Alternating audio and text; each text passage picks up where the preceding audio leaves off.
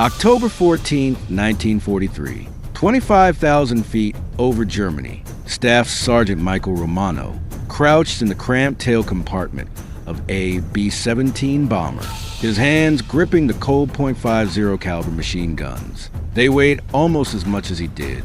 Through the small plexiglass window, he watched a Focke-Wulf 190 fighter lock onto its attack vector, closing in from the 6 o'clock low position, the bomber's most vulnerable angle. Romano squinted, aligning the ring sight, this primitive aiming system, merely 2 metal posts, requiring manual alignment on the target, could neither compensate for speed differential nor calculate deflection angle. As the two aircraft hurtled toward each other at a combined speed exceeding 500 miles per hour, this device was practically useless. He squeezed the trigger, tracer rounds arced, falling futilely behind the diving fighter. The FW-190's cannons flashed. 20mm shells pierced the aluminum fuselage like tissue paper. This scene repeated itself 291 times during the second Schweinfurt raid that day. The 8th Air Force sent 291 B-17 flying fortresses deep into the German heartland without any fighter escort. By nightfall, 60 bombers, over 20% of the strike force, were shot down. 138 were heavily damaged, rendered total losses. 600 American airmen perished. The brutal loss rate had reached an unsustainable level. At this probability, no bomber crew could survive the required 25 combat missions. Post-war analysis revealed the cold truth. The tail gunners, intended as the bomber's last line of defense against the Germans' preferred attack angle, achieved a hit rate of less than 8%. German fighter pilots only needed to approach from the rear, endure a few seconds of inaccurate return fire to methodically destroy America's multi-billion-dollar strategic bombing campaign, sending the flying fortresses one by one into hell. At the 8th Air Force headquarters in High Wycombe, England, senior commanders were in despair.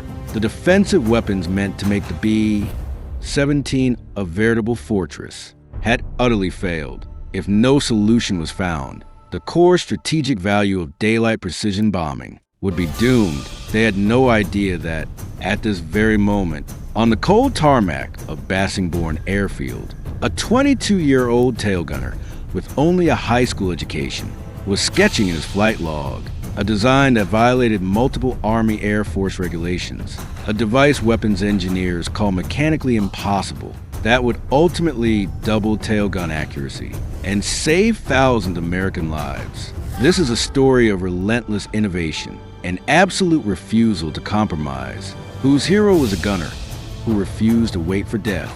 To understand why Romano's innovation was revolutionary, one must first see the desperate situation faced by tail gunners in 1943. The B-17 Flying Fortress's defensive concept was borrowed from naval warfare.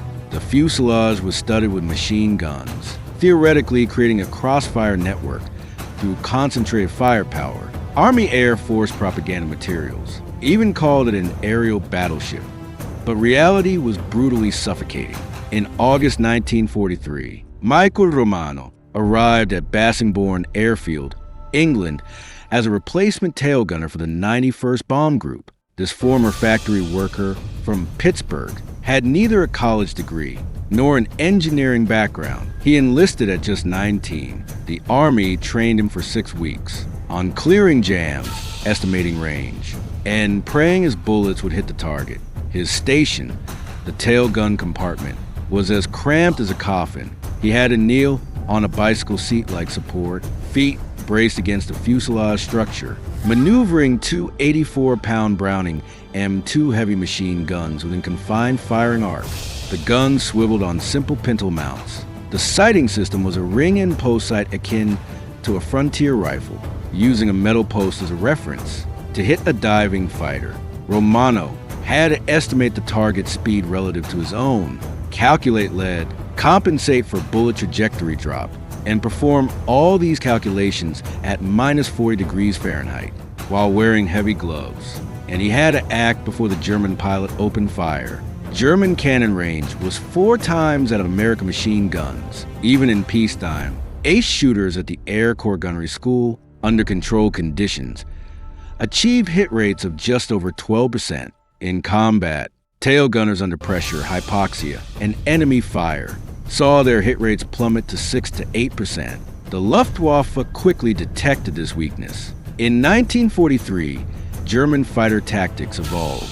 Attack from the 6 o'clock level or low position. Endure 15 to 20 seconds of ineffective tail gun fire, close to within 200 yards. Then unleash devastating 20mm cannon fire. Post-war German Air Force report stated, the B-17's tail defense posed a limited threat, its accuracy insufficient to deter attack. First Schweinfurt raid, August 17, 1943, 60 bombers lost. Bremen raid, October 8th, 30 lost. Munster raid, October 10th, another 30 lost. The 8th Air Force was losing bombers, faster than factories could replace them. In Washington, Army Air Force's Chief General Henry Hap Arnold, upon receiving the casualty reports, began questioning the feasibility of daylight bombing. Engineers proposed various solutions: more guns, larger calibers, powered turrets. Boeing's Modification Center in Downey began designing an improved tail turret, but the development cycle would extend into 1944. Prototypes of powered turrets existed, but required tearing out the entire tail section. 4 months-long factory modifications, utterly impractical for bombers already deployed in England. Meanwhile, lives kept being lost. On August 19, 1943, Romano flew his first combat mission, targeting Gilsrijen Airfield in Holland. He fired 480 rounds at 3 attacking FW-190s, believing he hit his targets. But gun camera footage reviewed later showed all tracers falling futilely behind the targets. 2 bombers from his formation were shot down. After his 3rd mission, Romano remained on the tarmac after landing, staring at his guns. His hands trembled from long hours kneeling at high altitude, controlling the heavy weapons.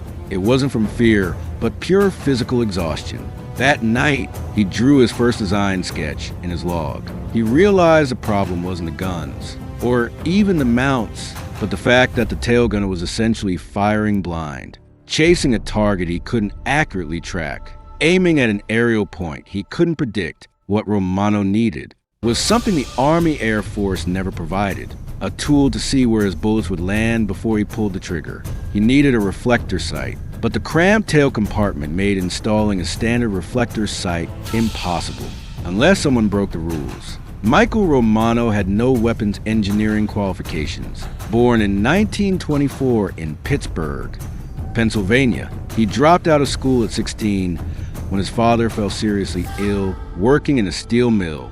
Operating blast furnaces and repairing machinery taught him, through trial and error, a practical metallurgy, not from books. After the U.S. entered the war, he joined the Army Air Forces, hoping to escape factory work. The military assigned him to aerial gunnery school, not because he showed any particular aptitude, but simply because of small stature. 5 feet 7 inches, 1.7 m, 145 pounds, 66 kg. Could fit into the tail compartment, taller recruits couldn't. He completed basic gunnery training in Harlingen, Texas. His range scores were average. Instructors rated his trigger control as adequate, weapon maintenance satisfactory. No one thought he was special. He received his silver gunnery badge, becoming a replaceable cog in the vast machine of the 8th Air Force. But Romano possessed a quality not reflected in training records. He could not tolerate ineffective systems. On October 4th, his 5th mission targeting Frankfurt, Romano's bomber returned with 78 flak holes, and having survived 2 fighter attacks, he fired 620 rounds with no confirmed hits. His best friend, the tail gunner on a nearby B-17, was killed when a Bf-109 attacked dead from the rear. Romano's return fire failed to prevent the tragedy. That night, Romano, carrying a maintenance flashlight in his logbook, headed to the aircraft hard stand. He climbed into the tail compartment, still smelling of cordite and hydraulic fluid, and stared at the ring sight. Inspiration struck quietly then, not an earth-shattering epiphany, but a simple observation. He saw his reflection in the curved plexiglass window. In this distorted mirror, he could see the angles behind the aircraft's tail, a field of view the ring's sight could never cover. He quickly sketched. If he installed small mirrors at critical angles, could he gain peripheral vision beyond the sight? If he adjusted the mirrors to let him see the tracers from his own guns, could he then correct his fire by observing the reflection rather than squinting at crude iron sights? A more crucial step. What if he combined the mirrors with a simple reflector sight, a piece of glass with a constantly projected crosshair, allowing him to track the target and observe tracer streams via the peripheral mirrors? This wasn't the complex gyroscopic computing sight used in fighters, but a patchwork of reflective surfaces and an improvised aiming reference. But it might work. That night, Romano spent 3 hours drawing design, using a carpenter's protractor scavenged from the base machine shop to measure angles, calculate sight lines. By dawn, he had detailed drawings, a crude, assisted reflector sight system requiring no power units, no complex insulation, no factory modification. But a problem arose. His design violated Army Air Force Technical Order 0120EG-2. Unauthorized modification of defensive weapons is prohibited. Improper installation could lead to court-martial. Romano decided he didn't care. Romano found an accomplice in an unexpected place, the base sheet metal shop. Technical Sergeant Frank Kellerman, 38, an aircraft mechanic from Detroit, a Depression-era veteran of the Civilian Conservation Corps. He'd built bridges and repaired equipment by scavenging materials. On October 7th, Romano approached him with the sketches, requesting off-the-books fabrication. Kellerman studied the drawing for less than 5 minutes. "Straight talk, this is illegal," he stated. Romano nodded. "Yes, Sergeant. You're asking me to modify defensive weapons without engineering approval. Violates at least 6 technical orders." "Yes, Sergeant." Kellerman looked up. "When's your next flight?" "Tomorrow, Münster." "Then we'd better hurry." After midnight, they started work in a corner of the maintenance hangar. Their materials were all scrap informally requisitioned by Kellerman. Curved mirrors from damaged navigation equipment, plexiglass fragments from shattered canopies, aluminum brackets from scrap fuselages. The core component, the reflector sight, came from a crashed P-47 Thunderbolt fighter. Kellerman salvaged the intact gun sight assembly, redesigned the mount to fit the tail gunner's cramped space. The mirror system was more challenging. Romano needed 3 small convex mirrors installed at specific angles to see tracer paths without blocking the forward view. Kellerman fabricated adjustable mounts using sheet metal and ball and socket joints from control surface linkages. They worked through the night installing, testing sight lines, adjusting angles. At 4:30 a.m., Kellerman installed a complete device on Romano's bomber, a B-17G nicknamed Knockout Dropper. The setup was crude, mounts secured with standard aircraft bolts, mirrors reinforced with safety wire, the reflector sight welded to a bracket mounted on the gun yoke. It was enough to give Boeing engineers apoplexy. None of this modification was recorded in the aircraft maintenance log. At the dawn briefing, Romano said nothing about the new sight. Pilot Lieutenant James Holbrook didn't inspect the tail compartment before takeoff. The group commander, the squadron armament officer, knew nothing. At 7:30 a.m., they took off from Münster. At 10:15 a.m. over Germany, a Bf-109 began its attack. Closing fast from 6 o'clock low, Romano swung his guns. Squinting through the new reflector sight, the illuminated crosshair floated in his view, superimposed on the target. The peripheral mirrors clearly showed where his gun barrels were aimed, giving real-time feedback on weapon direction. He fired a 3-second burst. The tracer paths in the mirrors showed he was shooting behind the target. He adjusted his lead based on the crosshair's diameter, fired again. This time, the tracers converged accurately on the target. The Bf-109's engine exploded. The fighter flipped and plunged earthward, trailing black smoke. Romano stared at his guns. then at the mirrors, then at the empty sky where the fighter had been seconds before. He muttered into his oxygen mask, "My God, it works." At 1:40 p.m., Romano returned with his first confirmed kill. Celebration lasted only 20 minutes. At 2 p.m., during the routine post-flight inspection, Crew Chief Sergeant Donald Pierce discovered the unauthorized modification and immediately reported it to Squadron Armament Officer Captain Richard Wusu arrived at the hard stand with a clipboard, his anger barely contained. Sergeant Romano, his voice tight with military precision. "Care to explain this unauthorized equipment on your station?" Romano stood at attention. "Sir, I installed an improved sighting system." "You installed what?" Wusu's voice rose. "Do you have any idea how many regulations you violated?" Technical Order Z0120EG. 2. Explicitly prohibits unauthorized modification of defensive weapons. This is in your backyard hot rod. Sergeant, this is a combat aircraft. Unapproved mods can compromise structural integrity, cause fires, interfere with other systems. Sir, the system works. I got a kill. Even if you shot down the entire Luftwaffe, I wouldn't care.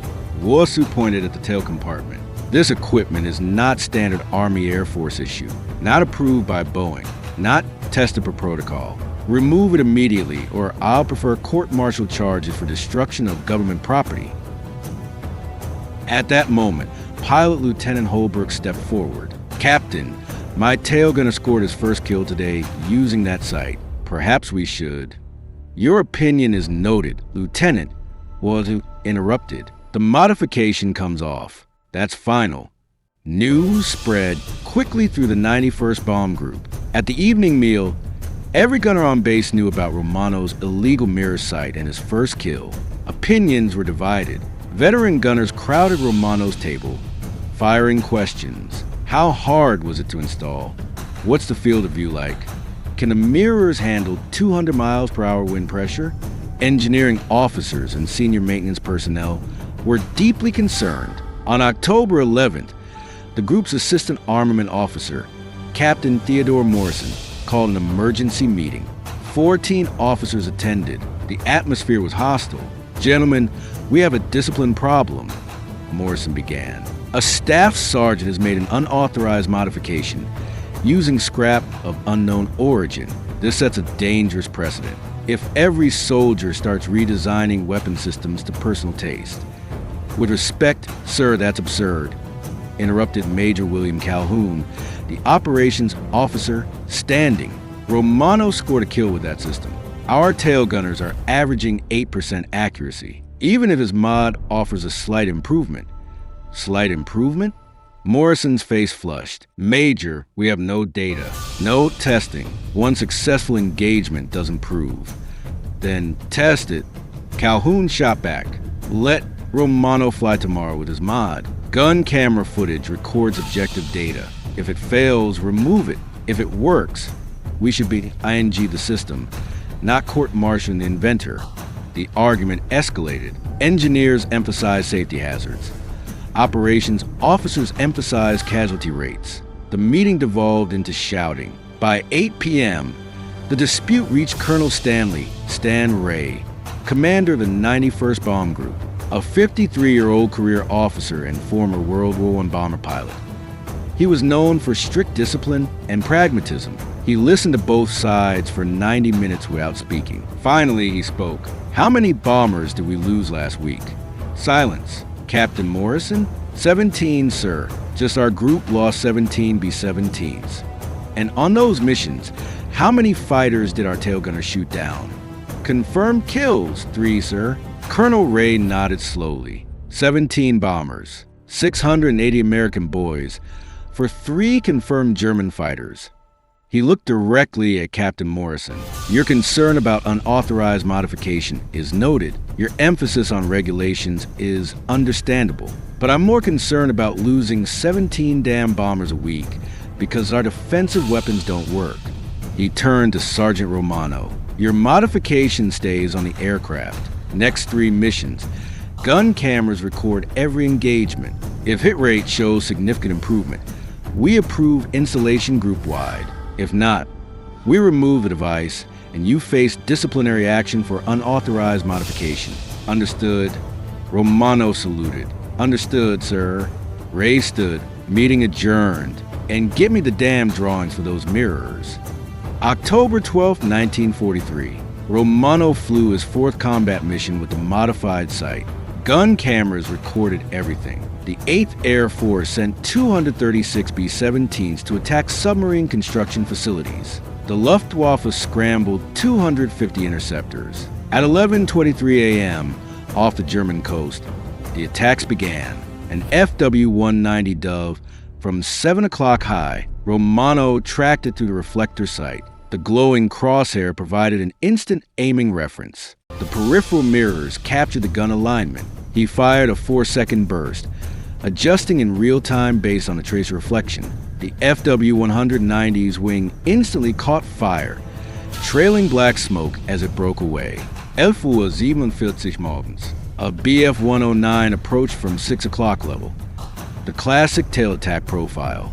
Romano aligned the crosshair on the target, checked the mirror feedback, and fired. The Bf-109's canopy shattered. It flipped over in a diving escape.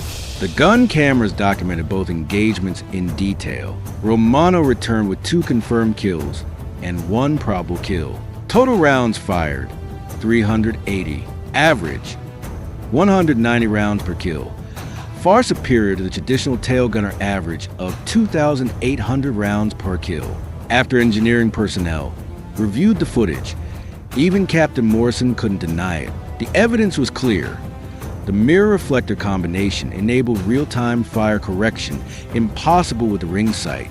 All right, Morrison conceded. It works, but we need proper engineering drawings, standardized components, and installation procedures before approving group-wide rollout. How long? Colonel Ray asked. At least 6 weeks. We need to coordinate with 8th Air Force HQ. Submit the modification proposal.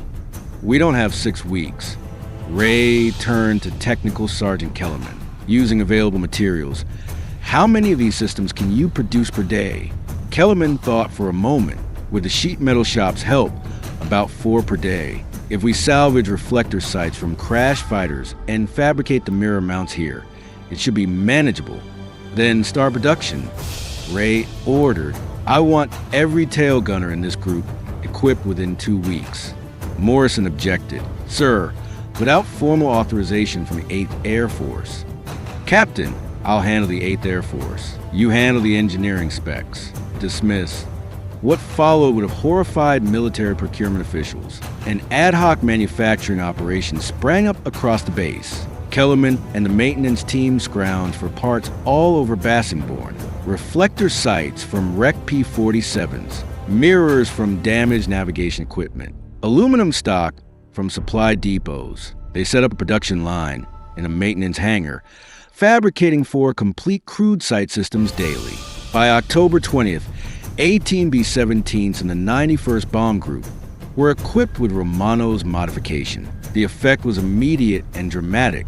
October 20th, during mission, tail gunners equipped with the crude reflector sights scored 11 confirmed kills from 47 fighter attacks, a 23.4% hit rate, nearly triple the previous average. November 3rd, Wilhelmshaven mission. 16 confirmed kills from 68 engagements, 23.5% hit rate. November 5th, Gelsenkirchen mission.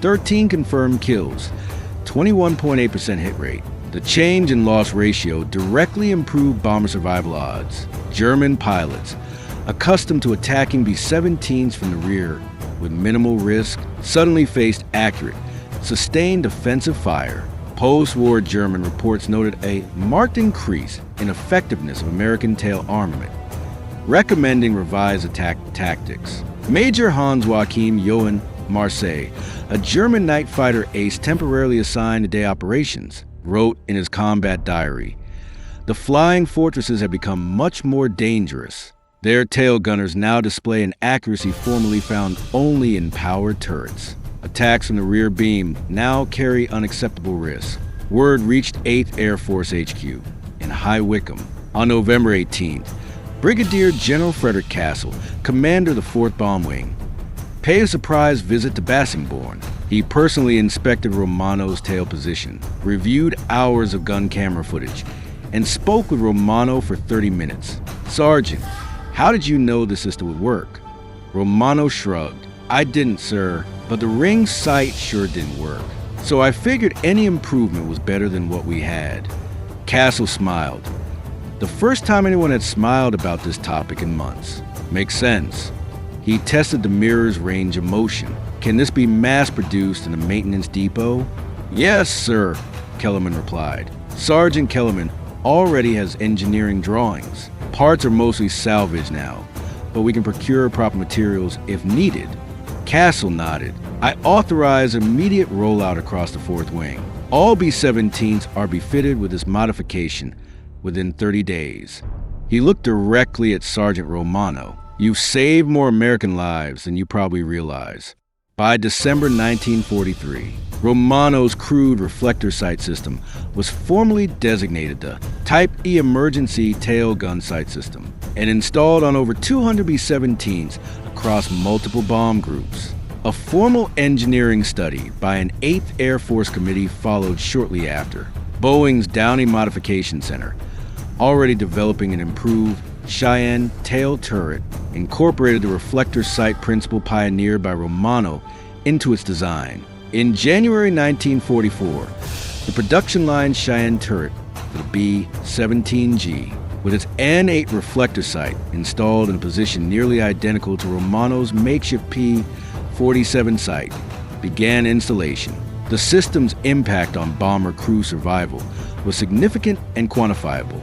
From October 1943 to March 1944, B-17 groups equipped with the improved tail gun sight system saw losses from tail attacks drop by approximately 35%. This meant dozens of bombers and hundreds of lives saved, all thanks to a modification once condemned by an engineering captain as illegal and dangerous. Romano continued flying combat missions until February 1944, accumulating a personal record of 7 confirmed kills and 4 probables, exceptional for a tail gunner. More importantly, his innovation spread throughout the 8th Air Force, then to the 15th Air Force in Italy, and eventually influenced defensive weapon modifications for the B-24 Liberator as well.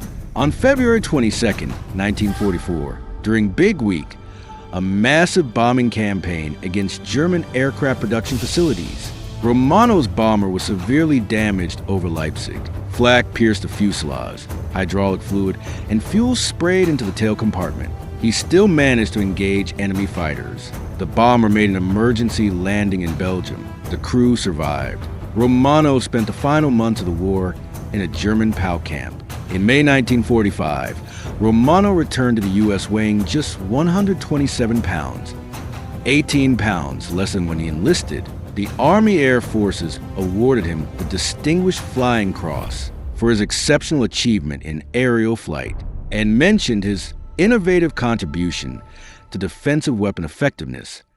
Though the citation carefully avoided mentioning the innovation's initially illegal status, Romano never sought fame or fortune. He declined interview requests from military journals. When Boeing engineers invited him to their Seattle plant to discuss Cheyenne turret development, he politely refused. "I just made something I needed to survive. Other people turned it into official equipment." He returned to Pittsburgh, married his high school sweetheart, and worked as a mechanic for 37 years, rarely speaking about the war. His children only knew their father had been a bomber crewman and improved some kind of sight, unaware this makeshift innovation's impact far outstripped his humility. The B-17G Cheyenne tail turret, incorporating the reflector sight principle Romano pioneered, became standard on all late-war flying fortresses. From August 1943 to April 1945, Boeing produced 8,680 B-17GS, the vast majority equipped with the advanced tail gun sight system originating from Romano's field modification. The improved tail gun effectiveness forced the Luftwaffe to abandon its preferred 6 o'clock attack profile, adopting more dangerous head-on passes for their fighters. This tactical shift directly contributed to the continuously rising loss rates. experienced by the German fighter arm in 1944. Post-war analysis by the U.S. Strategic Bombing Survey quantified this impact across thousands of bombing missions. B-17 groups equipped with the improved tail gun sight system suffered 32% to 37% fewer losses from tail attacks compared to earlier models. Behind this percentage lay roughly 840 bombers and 8,400 crewmen who survived, who, statistically, should have been lost forever. The core principle Romano pioneered, combining a reflector sight with peripheral vision aids and real-time feedback, profoundly influenced post-war defensive weapon design. Modern tail gun systems on aircraft like the B-52 Stratofortress, though equipped with sophisticated computer sights, still adhere to the core logic, giving the gunner a clear understanding of where his weapons are pointed relative to a moving target. In 1983, the 91st Bomb Group Association held a reunion at the now historic site of Bassingbourn Airfield. Several veterans who had used Romano's mirror sight attended. One, a former tail gunner named Gerald Hammond, brought a salvaged mirror mount he'd kept for 40 years. He stood before Romano, now 60, gray-haired grandfather, and said simply, "Because of you and those mirrors, I came home. My children got to be born because you wouldn't put up with a bad sight. Thank you." Romano, not one for emotional displays, shrugged. "You'd have done the same. We all just wanted to live to get home." But Romano was wrong. Thousands of tail gunners faced the same crude sights, the same unsolvable shooting problems, the same horrific casualty rates. Yet only he refused to accept the status quo. Only he had the courage to break regulations, the skill to cobble together a solution, and the guts to risk a court-martial for a chance at survival. Michael Romano died in 2003 at the age of 79. His obituary in the Pittsburgh Post-Gazette devoted just one line to his military service. World War II veteran, member of the 8th Air Force. It didn't mention how he used mirrors and salvage parts to save thousands. It didn't mention his illegal modification becoming standard equipment. It didn't mention how, while generals and engineers debated regulations and test protocols, this 22-year-old factory worker from Pittsburgh solved a problem they couldn't, because the greatest innovations are never products of waiting for authorization. They're created by those unwilling to watch others die, who refuse to wait for permission. Romano's lesson endures. Sometimes, the greatest courage lies not in following orders, but in understanding that when rules conflict with lives, lives must always come first.